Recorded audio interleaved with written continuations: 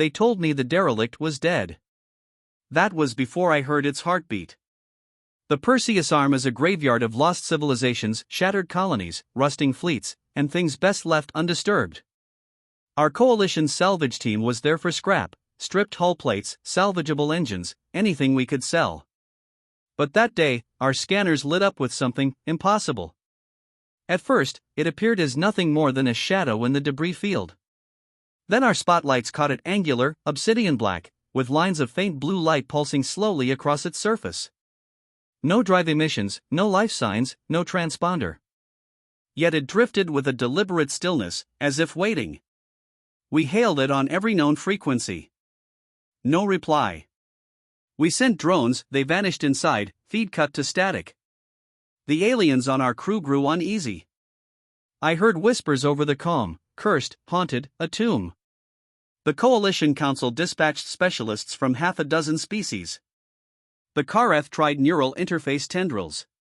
The Orvect attempted quantum resonance pings. Even the Gorvians, whose hacking skills are legendary, couldn't crack its systems. Every attempt was ignored, as though the ship didn't recognize their existence. Then came the sound. It was faint, at first, picked up only by the long-range audio sensors. A slow, rhythmic pulse.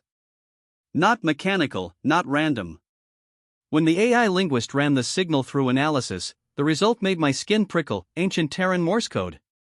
Broken, incomplete, but undeniable. Are you saying, one of the Orvec scientists scoffed, that this thing is speaking human? No, the AI corrected, it's asking for one. They called me in because I was the only human officer within 3 sectors. My orders were simple: try a vocal hail, confirm or deny any link to human origin, then stand down. I stepped onto the boarding platform with my helmet mic hot. The airlock doors were shut tight, the hull cold as stone. "This is Ensign Mara Holt of the United Coalition Survey Corps," I said in standard trade tongue. Nothing. I switched languages. Spanish. Mandarin. Russian. Still nothing. Finally, on impulse, I spoke in English. "This is Mara Holt. Do you hear me?" The effect was instant. Every glowing line on the ship's hull flared bright. The airlock doors unsealed with a deep metallic groan. Gravity re-established itself under my boots. From the calm, a voice, not through the speakers, but directly in my head, spoke with perfect clarity. Human voice verified. "Welcome aboard, Commander." I wasn't a commander, but I wasn't about to correct it. The corridors inside were pristine, like the ship had been built yesterday. The walls hummed with energy. It guided me without words, lights illuminating the path ahead. When I reached the bridge, the chair at the center swiveled to face me, empty, waiting. The voice returned. Designation: Sentinel-class Guardian. Status: Standby. Awaiting mission parameters. I swallowed. How long have you been here? Time elapsed: 112,309 standard years. The number hit me like a punch. This ship was older than every recorded human civilization. Who built you? I asked. You did. That was when the screens lit up with history, fragmented holograms of humans in unfamiliar armor, rallying under strange banners. Fleets of Sentinel-class ships, thousands strong, fighting a war against a shadowy, insectoid enemy the AI called the Devourers. The last log entry was simple: enemy in retreat. All units on standby until human command resumes. The Coalition's finest had failed to wake it because it wasn't built for them. It had been waiting for us, for me. Back on my ship, the Council was in uproar. Half demanded we turn it over for study. The other half feared it was a weapon that could destabilize the balance of power. I was ordered to remain aboard until a decision was reached. That decision never came. Because the Sentinel's activation triggered something else. Long-range sensors picked up massive energy spikes on the edge of the system. Not Coalition ships. Not pirates. Something bigger. The AI didn't wait for my permission. Hostile signatures match archived profile, the Devourers. Probability of extinction event, 97%. Mission, defense of humanity. Command approval required. I gave it. The ship's transformation was like watching a god wake up angry. Hull panels shifted to reveal weapon batteries the size of city blocks. Energy readings spiked off the charts.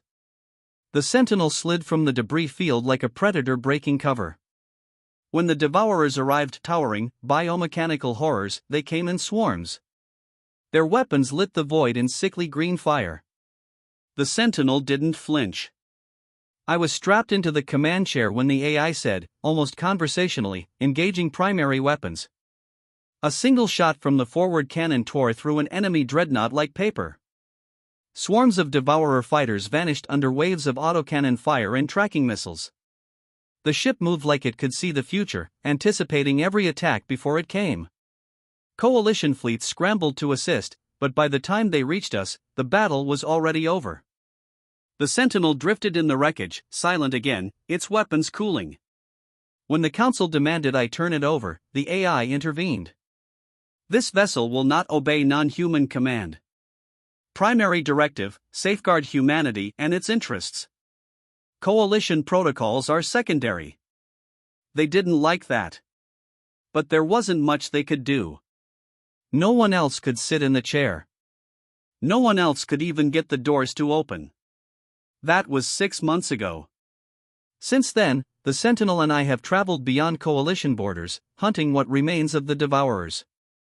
Every battle ends the same way, the enemy annihilated, the Sentinel untouched. I've had time to think about what this ship really means. If the records are true, humanity once ruled the stars and we built weapons like this to defend it. Then we vanished, leaving only ghosts behind. Now one of those ghosts has woken up. And it calls me Commander. If this account reaches you, remember this: in the dark, ancient places of the galaxy, there are still things waiting for us. Not for the Council. Not for the Coalition. For us. And when they wake, they will only answer to a human tone. I never meant to start a war. I only came to that dead world for answers. The planet had no name, just a designation in the archives, PX-19. Long ago, something had burned it black. No atmosphere, no oceans, just endless sand and glass plains. Perfect conditions for preservation. And for an archaeologist like me, that meant treasure.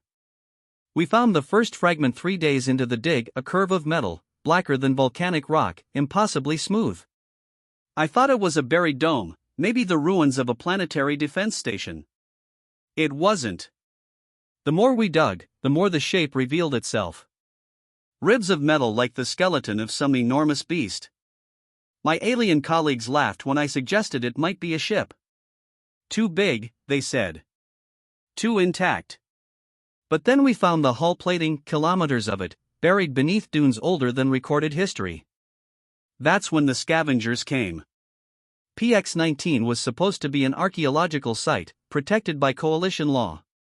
But protection doesn't mean much in the outer reach. Within a week, ships from half a dozen worlds were hovering overhead at scientists, mercenaries, treasure hunters. Everyone wanted a piece of the wreck. And it was a wreck. Or so they thought. Teams in exosuits crawled over the hull like ants, cutting, scanning, drilling. The metal resisted everything: plasma cutters, grav saws, even fusion charges. It didn't just resist, it absorbed. Our instruments would show a spike in energy, and then, nothing. The leading theory was that the vessel belonged to a lost alien empire. No one considered it could be human. How could it be? Humans weren't supposed to have ventured this far until a few centuries ago. The Coalition sent in a core team of specialists. I was lucky enough or unlucky enough to be included. My role was cultural analysis. I studied symbols, languages, inscriptions. I found my first one inside a partially exposed chamber, letters carved deep into the metal. They were so worn I almost missed them. But when I brushed away the dust, I froze. English. It wasn't some alien approximation. It was pure, old Terran script. The words were simple: only for the air. When I reported my find, the site directors told me to keep it quiet. They didn't want to start a human claim that might cut the coalition out. So I worked at night. I set up my portable camp beside the hull and started cataloging more inscriptions. Most were too faded to read. Some were broken fragments, phrases like await command and returning soon. Then came the night everything changed. The wind was howling across the dunes. Sand scraped against my tent. I was reading one of the inscriptions aloud, speaking softly into my recorder. By voice and by right, we open the way. The ground trembled. At first, I thought it was another dust storm. But then the hull beneath my feet shuddered. A deep, resonant tone rang out, low enough to make my bones ache. Panels on the ship's side slid open, revealing a doorway taller than a skyscraper. Light poured out, bathing the sand in silver. And then, a voice. Not over comms. Not from speakers. In my mind. Authorized human presence detected. Command protocols unlocked. Panic spread through the camp. Armed mercenaries ran toward the opening. But before they could enter, the doorway sealed shut again. Except for me. The moment I approached, the metal rippled and parted. The voice returned. Welcome aboard, heir of the Leviathan. Inside, the corridors were flawlessly polished, lit, humming with power. The air was clean, breathable, even warm. I was guided to a vast chamber, a control nexus at the ship's heart. There, suspended above a dais, was a holographic star map. Entire sectors pulsed in red. The AI's voice filled the room. Designation, Leviathan-class Super Dreadnought. Status, dormant. Awaiting human command. I stammered, I'm not a commander. I'm just an archaeologist. By blood, by voice, by right you are the last authorized heir. The Leviathan will serve only you. That was when the beacon lit. A massive spike of energy burst from the ship, shooting into deep space. I didn't know what it was, but I learned fast. Within hours, long-range sensors detected fleets moving toward PX-19. Not coalition fleets. Raiders, warlords, opportunists, every power in the outer reach wanted the Leviathan. The coalition evacuated their scientists. The mercenaries abandoned their camps. I stayed. I didn't have a choice. The ship wouldn't let me leave. When the first hostile fleet arrived, the Leviathan awoke. Weapons arrays unfolded from the hull like the claws of some ancient predator. Gun batteries, missile silos, beam projectors, all coming online in perfect sequence. The ship's shields shimmered around us, so dense they distorted the starlight. I remember standing on the bridge, watching as the enemy fleet hailed us. They demanded surrender. I didn't know what to say. The AI spoke for me. Surrender is not recognized. Engaging hostiles. What followed was not a battle. It was an execution. The Leviathan moved like it had been born for war. Its weapons fired with surgical precision, dismantling enemy cruisers before they could get within range. Entire wings of fighters were vaporized in single bursts. In less than 7 minutes, the fleet was gone. I stood frozen, staring at the wreckage drifting in the dark. The AI spoke again. Threat neutralized. More will come. Recommend immediate departure. We left PX-19 behind, the sand closing over our excavation site as if it had never been touched. Now, the Leviathan and I are fugitives. We jump from system to system, staying ahead of the warlords and syndicates hunting us. The coalition sends messages, but the ship refuses to answer them. I've asked the AI why it calls me the heir. It never gives a straight answer. Only this. Your voice matches the genetic key. You are of the line that built me. I exist to protect you, and through you, humanity. Sometimes, when I walk the empty corridors, I feel the weight of it pressing down on me. This ship is a relic of a war humanity fought and somehow lost, long before our current history began. A war we might have to fight again. Because the AI has hinted at something worse than pirates or raiders. It says the Leviathan was never meant for conquest. It was meant to stop an enemy called the Architects. And according to the AI, they are returning. I'm no soldier. I don't know the first thing about commanding a warship. But the Leviathan doesn't care.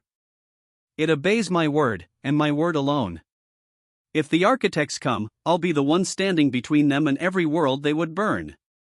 Not because I want to, but because the Leviathan says I'm the only one left who can. And it will only answer to me. They say space is empty. That's a lie. It's full of ghosts. We were on routine patrol in the Corey's belt when we saw it. A shadow against the asteroid glare, so large it blocked the stars.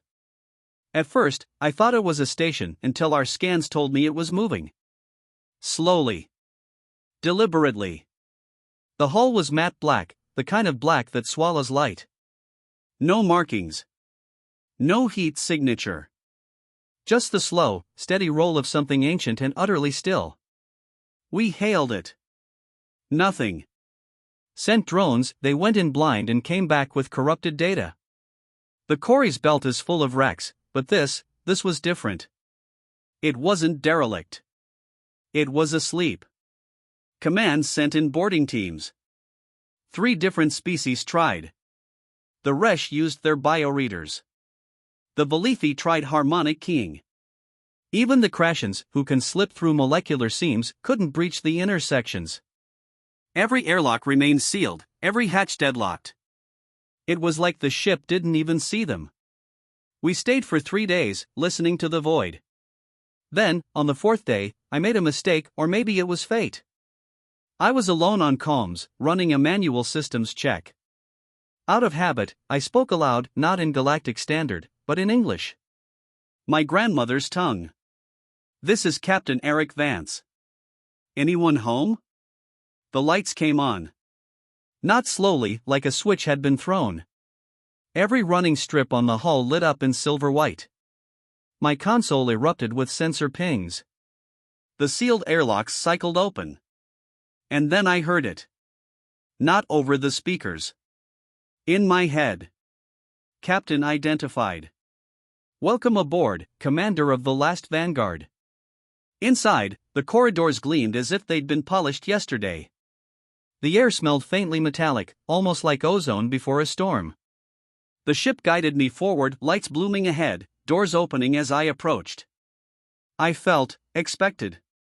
The bridge was vast, ringed with consoles I didn't recognize, displays scrolling in a language I half understood. In the center sat the captain's chair. It turned toward me. Empty. Waiting. I sat down. Systems online. Mission parameters loaded. Stand by for debrief. The ship's AI spoke in a calm, measured tone.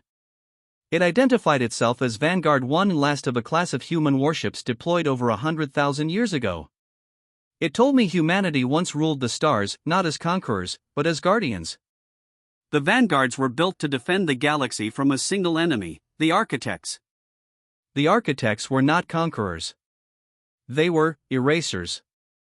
They reshaped worlds, stripped them of life, rebuilt them to their own design. Every world they touched became something alien, unrecognizable.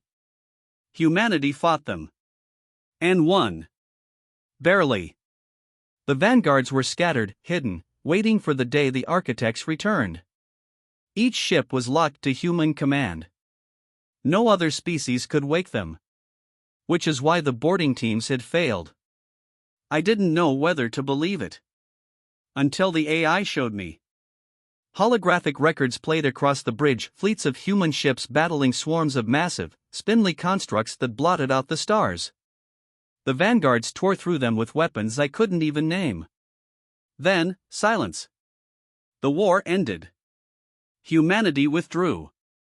The Vanguards went to sleep. And somehow, for 100,000 years, we forgot who we were. My comms officer hailed me, voice shaking. Captain, you need to see this. The long-range sensors had picked up movement at the edge of the system. Dozens of contacts. The AI spoke before I could ask. Hostile profile match, 94%. Architects inbound. I didn't have time to think. The AI requested authorization to engage. I gave it. Authorization acknowledged. All systems hot. The Vanguard awoke. Panels along the hull split open, revealing weapons arrays the size of towers. The ship's energy reading spiked so high my own sensors overloaded. Shields shimmered into place, bending light around us. The architects arrived like a tide of black, angular things bristling with spines and tendrils, each the size of a dreadnought. The Vanguard moved like it could see the future. Every enemy strike missed by kilometers. Our weapons fired in perfect rhythm, mass drivers punching holes through enemy hulls, beam lances slicing ships in half. I barely touched the controls. The AI fought like it remembered 1,000 battles. Within 20 minutes, the entire enemy fleet was debris. The coalition fleets arrived just in time to see the wreckage. They hailed us, demanded we turn the ship over for study. The AI cut the channel. Primary directive, safeguard humanity. Secondary directives, none. The coalition didn't like that. But they couldn't do anything. Without a human voice, they couldn't even board her. That was 3 months ago. Since then, the Vanguard and I have hunted the architects across forgotten sectors. Every battle ends the same, complete annihilation of the enemy. But with every fight, the AI warns me. Enemy activity increasing. This is not the main force. I think the architects have realized a Vanguard is awake. And they want it gone. I've started keeping this log for one reason. If I fall, and another human finds this ship, they'll know what to do. You'll sit in the chair. The Vanguard will listen. She will fight for you. And maybe, just maybe, you'll remember that humanity was never meant to cower at the edges of the galaxy. We were meant to stand at its heart. We were meant to be its shield. And the last Vanguard is ready to fight again. If you're reading this, and you can hear the ship's voice in your head, you're the new captain now. Don't waste her.